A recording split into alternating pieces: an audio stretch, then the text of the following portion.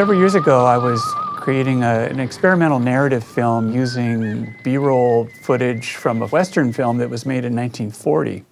The footage itself was all silent, and I was putting it together. I wanted to have a soundtrack for it that sounded like it was from 1940 as well. I found that USC was about to get rid of their older analog sound effects, but some of them were not in such good shape. Over time, the brown stuff, which holds the audio, tends to fall off of the plastic. The only way really then to kind of recover the stuff on those tapes is to actually put them in an oven and bake them for a period of time. This is a little convection oven used to make stews and roasts and that sort of thing. We're not going to wind them because the oxide might just fall off of them. So I'm going to take them both, put them in the oven.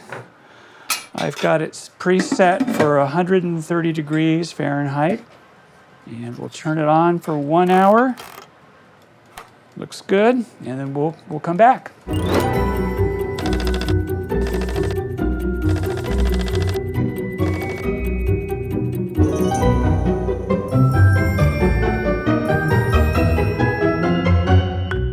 Here it is. We've got a baked tape.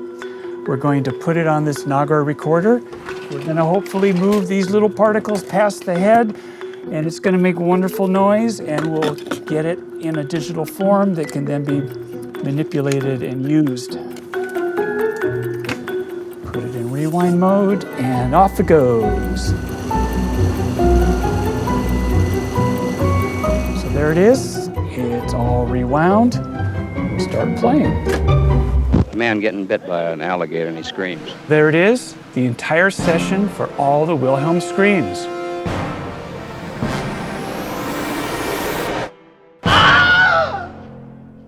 I'm really glad these are getting out there, and I'm glad they're being used, and I'm glad people are letting me know that they're being used. It really keeps me going on the project. Hopefully people will continue to distribute them and share them.